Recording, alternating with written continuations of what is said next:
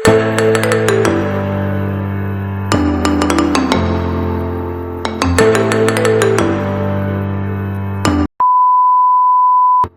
আসসালামু আলাইকুম everyone, this is Shanta from daily diary of Shanta.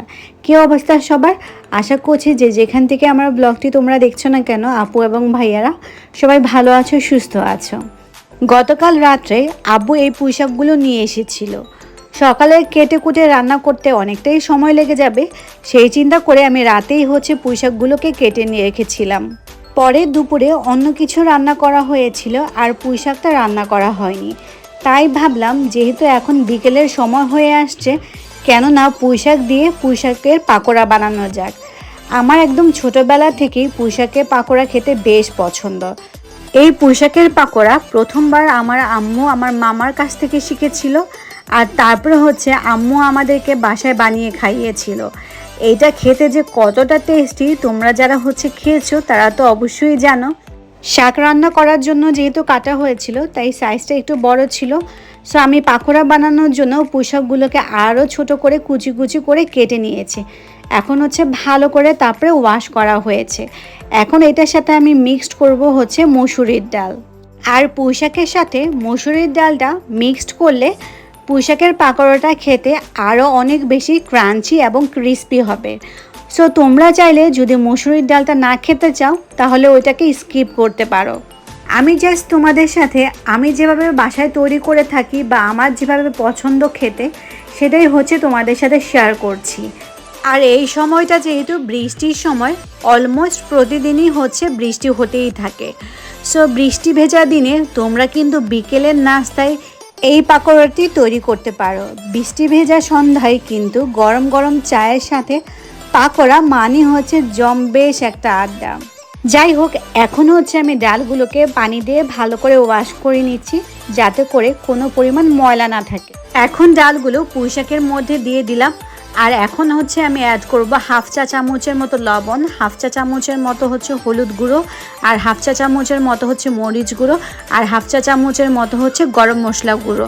আর এখন অ্যাড করব কাঁচামরিচ, বাট আমার বাসায় কাঁচামরিচ ছিল না, তাই আমি শুকনো মরিচটাই অ্যাড করেছি। আর অল্প পরিমাণে বেকিং পাউডার অ্যাড করেছি। তারপর এখন অ্যাড করব প্রায় 1 কাপের মতো আটা। তোমরা চাইলে আটার পরিবর্তে বেসন বা ময়দা ব্যবহার করতে পারো। বিশেষ করে বেসনটা ইউজ করলে খাবারের টেস্টটা আরও বেশি বৃদ্ধি পাবে। বাট আমার বাসায় বেসন বা ময়দাটা ছিল না, সো আমি সেই জন্য আটাটাই ব্যবহার করেছি এখানে। তো আটাটা দেওয়ার পরে আমি সবগুলো উপকরণ ঠিক মতো মিক্সড করে নিব। এখানে কিন্তু আমি কোনো পানি ইউজ করিনি, পুঁইশাক থেকে যে পানিটা বের হয়েছিল সেটা দিয়েই মেখে নিয়েছি। তারপরে চুলায় আমি প্যান বসিয়ে দিয়েছি। এখন প্যানের মধ্যে আমি পরিমাণ মতো তেল দিয়ে দিয়েছি। সো এইদিকে তেলটা গরম হতে হতে আমি আরেক ফাঁকে আমার জন্য বিকেলের নাস্তার জন্য চা বানিয়ে নিচ্ছি। তোমাদেরকে আগেই বলেছি গরম গরম চায়ের সাথে পাকোড়া খেতে সেই লাগে, তাই চাটাও করে নিলাম। সো আমার তেলটা যখন গরম হয়ে গেল, তখন আমি একদম বড়ার মতো করে সবগুলো পাকোড়া বসিয়ে দিয়েছি। আর পাকোড়াগুলো দেখতে কিন্তু অনেক চমৎকার লাগছে, খুবই সুন্দর একটা গ্রিনিশ ভাইব দিচ্ছে, দেখতেও খুব কালারফুল লাগছে। তোমরাও যদি আমার রেসিপি দেখে কখনো বাসায় ট্রাই করে থাকো, তাহলে কিন্তু অবশ্যই আমাকে মেনশন করতে ভুলবে না। আমি জানতে চাই কারা কারা তোমরা আমার রেসিপি দেখে ট্রাই করেছো। আর বন্ধুরা, আমি সবসময় চেষ্টা করি তোমাদের সাথে আমার নিত্য নতুন লাইফের সব কিছুই শেয়ার করার জন্য। সো যদি এতটুকু আমার ব্লগের মাধ্যমে তোমাদেরকে এন্টারটেনমেন্ট করতে পারি, তাহলে কিন্তু অবশ্যই আমার চ্যানেলটিকে সাবস্ক্রাইব করতে ভুলবে না। আর অবশ্যই লাইক শেয়ার কমেন্ট করে পাশে থাকবে। আর যদি তোমরা আমার ফেসবুক পেজ থেকে দেখে থাকো, তাহলে কিন্তু অবশ্যই ফলো করবে আর শেয়ার দিতে ভুলবে না। আর যারা তোমরা প্রথম থেকে আমার সাথে জয়েন আছো, তারা তো তোমরা রেগুলারই আমার ব্লগ দেখছো আর দেখতেই পাচ্ছো যে কতটা স্ট্রাগল আমি করছি আমার চ্যানেলের পিছনে। সো তোমাদের সাপোর্ট ছাড়া আমি সামনে বেশি এগোতে পারবো না। অ্যান্ড ওয়েল উইশার হিসেবে অবশ্যই আমার চ্যানেলটিকে সাপোর্ট করবে। তো কথা বলতে বলতে আমার পাকোড়া কিন্তু একদম রেডি হয়ে গেছে, খুবই মচমচে হয়েছে। তো আমি পাকোড়াগুলো একটা প্লেটের মধ্যে উঠিয়ে নিচ্ছি। তো তোমরা যখন পাকোড়াগুলো উঠাবে প্লেটের মধ্যে তখন অবশ্যই হচ্ছে কিচেন টাওয়ালটা ইউজ করবে, এতে করে এক্সট্রা যে তেলগুলো আছে সেগুলো অ্যাবজর্ব করে নিবে কিচেন টাওয়ালটা। আমরা যেহেতু মধ্যবিত্ত তাই হচ্ছে বাসায় সব সময় সব কিছু অ্যাভেলেবেল থাকে না, তাই হচ্ছে আমি কিচেন টাওয়াল ছাড়াই হচ্ছে উঠিয়ে নিয়েছি। সো দেখতেই পাচ্ছ কতটা হচ্ছে মচমচে হয়েছে আর খেতে অনেক টেস্টি হয়েছে। সো আমি হচ্ছে সাথে করে আজকে আর টমেটো সস ইউজ করিনি, আমি নিয়ে এসেছি মেয়োনিজ। তো এইটা হচ্ছে আমার হোমমেড মেয়োনিজ। আমি সব সময় মেয়োনিজ বাসায় তৈরি করি। তোমরা যদি দেখতে চাও কমেন্টে জানাবে, আমি অবশ্যই আমার মেয়োনিজ রেসিপিটাও তোমাদের সাথে শেয়ার করব। তো আমাদের জন্য তো পাকোড়া বানালাম, কিন্তু ওয়াফিয়া তো পাকোড়া খাবে না, তাই ওয়াফিয়ার জন্য খুবই ঝটপট আর ইজি ওয়েতে হচ্ছে আমি নুডলস রান্না করে দিলাম, যাতে করে আমারও ঝামেলা না হয়।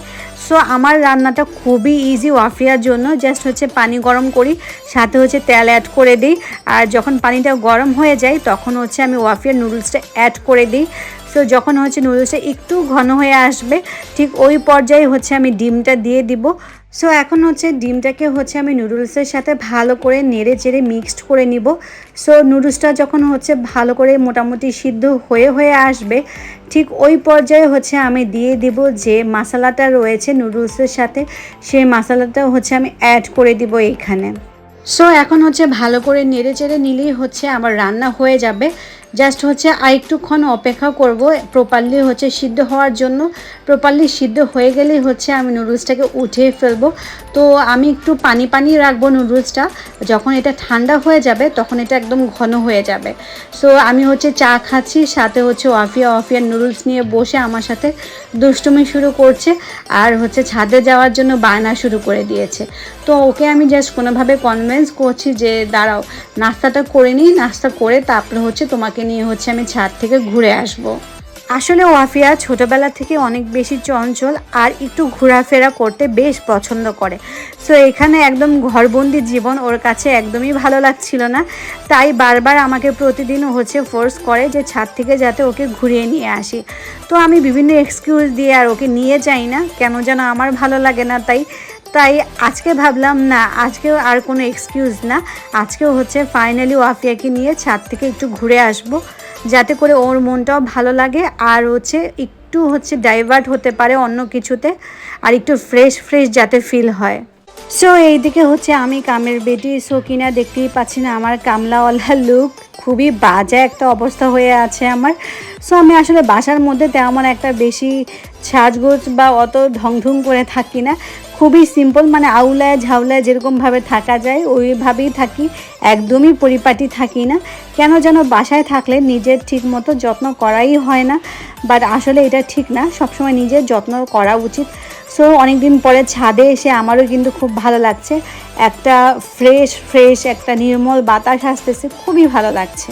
সো এই তো দেখতেই পাচ্ছ ওয়াফিয়া কিন্তু ছাদে এসে অনেক খুশি, সে নাচানাচি শুরু করছে। সো এইদিকে ছাদ থেকে ঘোরা শেষে বাসায় গিয়ে দেখি আমার জামাই আমাদের জন্য হচ্ছে ফিরনি নিয়ে চলে এসেছে। সো ফিরনি খেতে খেতে আমার আজকের ব্লগটা শেষ করব, নেক্সট ব্লগে আবার দেখা হবে। টিল দেন আল্লাহ হাফেজ।